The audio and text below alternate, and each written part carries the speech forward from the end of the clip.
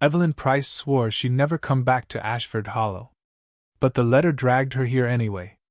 The road into town looked exactly as it had 12 years ago, narrow, cracked asphalt running between endless fields of corn, the stalks bowing under the early autumn wind like they were whispering secrets. The sun was dipping low when she reached the edge of town, painting the horizon orange and gold.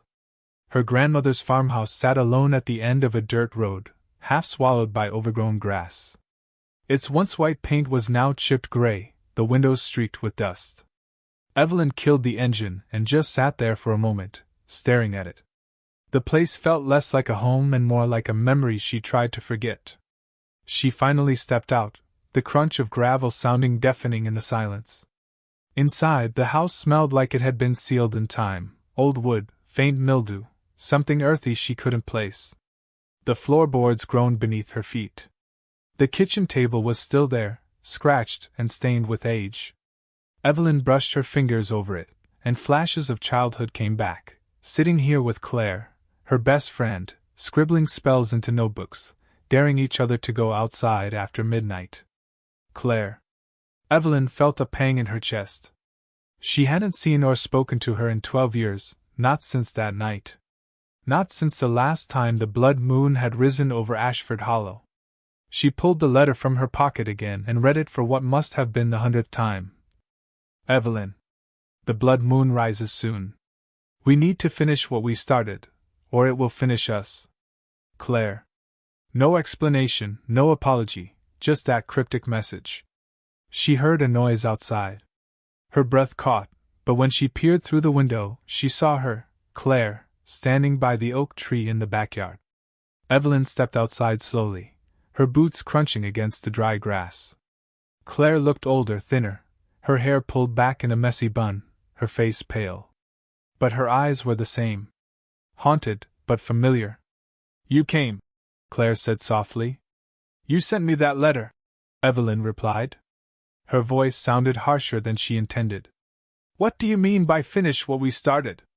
Claire's gaze drifted up to the sky, where the faintest sliver of a moon was visible through the sunset. Do you remember the blood moon? Evelyn frowned. She did. Vaguely. They'd been 12, sneaking out after midnight, drawing a circle of salt around the base of this very tree, whispering some chant Claire had found in an old book. They'd called it the Blood Moon Pact. That was just a game, Evelyn said. Claire's lips pressed into a thin line. It wasn't a game, Evie. And now it's coming back for us. Evelyn wanted to laugh, but something about Claire's expression stopped her. What are you talking about?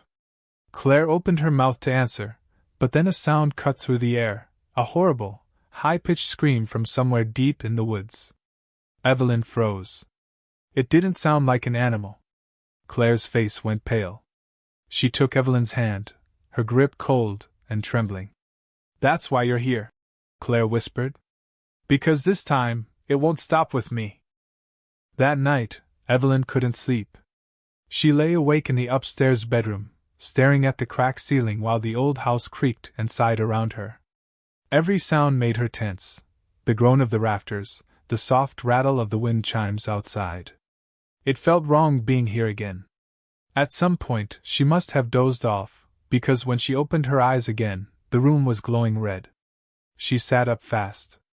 Outside, the moon hung fat and low on the horizon, blood red, exactly like that night 12 years ago. The sight of it made her stomach twist. Evelyn! She nearly screamed, but it was only Claire, standing in the doorway. It's time, Claire said simply. Evelyn followed her outside, barefoot on the cool grass. Claire had lit candles around the oak tree, just like before. A thin circle of salt surrounded the trunk. You're seriously doing this? Evelyn asked, hugging herself against the chill. Claire's hands shook as she adjusted one of the candles. We don't have a choice. It started when we made the pact. If we don't finish it, it will take what it's owed. Evelyn swallowed hard. And what exactly is it owed? Claire turned to her face lit eerily by candlelight. A soul. Evelyn's chest tightened. That's insane. Claire didn't argue. Instead, she pressed something into Evelyn's hand, a small, leather-bound book. The same one they had used as kids? The pages were brittle, the ink faded. "Read it," Claire said. "Page 43. Evelyn hesitated but opened it. The handwriting was messy, scrawled in some mix of Latin and English. The words were half nonsense to her, but the meaning was clear enough. Under the blood moon, a bargain made must be kept. A soul promise must be given, or the covenant will claim its own. Evelyn's hands were trembling now.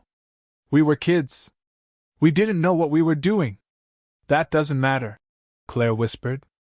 The air suddenly shifted, colder, heavier. The candles flickered violently though there was no wind. Then came the sound. A wet, dragging noise like something moving through the cornfield. Evelyn's pulse pounded in her ears. She turned toward the sound, but the field was empty, at first. Then she saw it, a dark shape standing between the rows. Tall, too tall, its arms long and crooked. It didn't move. "Claire!" Evelyn's voice shook. Claire didn't answer. She was staring at it too, her face drained of all color. Then it did move, a single step forward, impossibly smooth, as though it were gliding. The candles blew out all at once. Evelyn grabbed Claire's arm. "We're going inside. Now." They ran to the house, slamming the back door shut behind them. Evelyn's heart was hammering so hard she thought it might burst. "Tell me what that was," she demanded. Claire pressed her back against the door, panting. "It's what we called the Watcher." Evelyn stared at her. "You knew this would happen." Claire didn't deny it. The house fell silent. Too silent. Then, from somewhere outside came 3 slow knocks on the wall. Not on the door. On the wall. The sound echoed through the house like a hollow drumbeat. Evelyn felt her legs go weak. She backed away from the door, clutching the little book to her chest. "What does it want?" she whispered. Claire met her eyes, and there was something like guilt in her expression. "It wants one of us." The knocks didn't stop. 3 slow, deliberate thuds, then silence. Another 3. Always in threes. It was moving around the house. Evelyn and Claire crouched in the kitchen, their backs pressed against the cabinets, listening. The air felt charged, as though the whole house was holding its breath. Claire's voice was barely a whisper. "It's testing the circle. Looking for a way in." "We're inside," Evelyn said, gripping the poker from the fireplace. "It can't get us." Claire shook her head. "Not forever. It doesn't need to break the door. It just needs one of us to invite it in." Evelyn's throat tightened. "And if we don't?" Claire hesitated. "Then it will wait. And it will starve us out. Or worse." The sound came again, this time from the front porch. A dragging, scraping noise like claws raking across the wood. Evelyn couldn't take it any more. She crept toward the front window and peeked through a gap in the curtain. And froze. It was standing there, on the porch, taller than the doorframe, its limbs too long, its head cocked at an unnatural angle. Its skin was gray, stretched tight over its bones, and its eyes burned a dull, amber red. It wasn't knocking this time. It was waiting. Slowly its head turned until its glowing eyes met hers through the gap. Evelyn stumbled back, her heart slamming against her ribs. "It saw me," she whispered. Claire's face went pale. "Then it knows which one it wants." The house shuddered suddenly, as if struck by a strong wind, but there was no wind outside. The kitchen light bulb flickered, then shattered, plunging them into darkness. And then came the voice. Not a sound exactly, more like a vibration that crawled inside Evelyn's skull. "Choose." Evelyn gasped. "Did you hear that?" Claire nodded, her face twisted with terror. "It's offering you the choice. If you give it someone, it will leave you alone." Evelyn's stomach dropped. "Someone? Who?" "Me," Claire said quietly. The floorboards above them groaned as if something heavy was moving through the house. Evelyn grabbed Claire's wrist. "We can't just wait here. There has to be another way." "There isn't," Claire snapped, her voice breaking. Do you think I sent you that letter because I missed you? I sent it because I knew it was coming back. I've been running from it for years. It's my fault, and I'm not letting it take you too. Before Evelyn could respond, the thing was inside. The sound was unmistakable, slow, deliberate steps on the wooden floor above them. The door had never opened. The windows had never broken. But somehow, it was inside the house. Claire grabbed Evelyn's hand and yanked her toward the basement door. Downstairs! They stumbled down the steps, slamming the door shut behind them. The basement was cold and damp, smelling of dust and old earth. In the corner sat the trunk they had used as children, the chalk, the salt, the melted candle stubs still inside. We can rebind it, Claire said breathlessly. We just have to finish the ritual. Evelyn's hands shook as she opened the book again. And what happens if we do? Then it's sealed for another cycle. We get 12 more years. 12 more years of running? Of waiting for it to come back? Evelyn's voice cracked. I can't live like that. The thing's footsteps creaked down the stairs now, slow and deliberate. Choose, the voice said again, closer this time. Claire grabbed the chalk and started drawing a circle on the basement floor. Get in the circle! It can't touch us if we stay inside. Evelyn didn't move. Her heart was hammering so hard she could barely breathe. Evie! Claire shouted. Please! The shadow appeared on the wall, impossibly tall, stretching across the basement. Its long fingers curled around the doorway. Evelyn stepped into the circle. Claire exhaled in relief. Good. Now finish the chant. But Evelyn didn't start the chant. She was staring at Claire. Why didn't you tell me? Evelyn asked, her voice shaking. Claire froze. All these years, Evelyn said. You let me think it was just a stupid game. You let me go on with my life like nothing happened, and now it's here because of you. Claire's eyes brimmed with tears. I was trying to protect you. Protect me? Evelyn's voice was barely a whisper. Or protect yourself? The thing was fully in the room now, its head almost scraping the ceiling. Its glowing eyes fixed on the two women in the circle. Choose. Claire's voice broke. Please, Evelyn. Don't let it take you. Evelyn gripped the chalk in her hand. The choice was hers. Evelyn's hand trembled, the chalk dusting her fingers white. Claire stood across from her in the circle, breathing hard, tears streaming down her face. Outside the salt line, the thing waited, motionless, silent. Its glowing eyes seemed almost patient. Choose. The word thrummed in Evelyn's skull, vibrating through her teeth, her bones. Evie, Claire whispered, her voice breaking. Please, you have to finish the chant. Seal it again. Don't let it take you.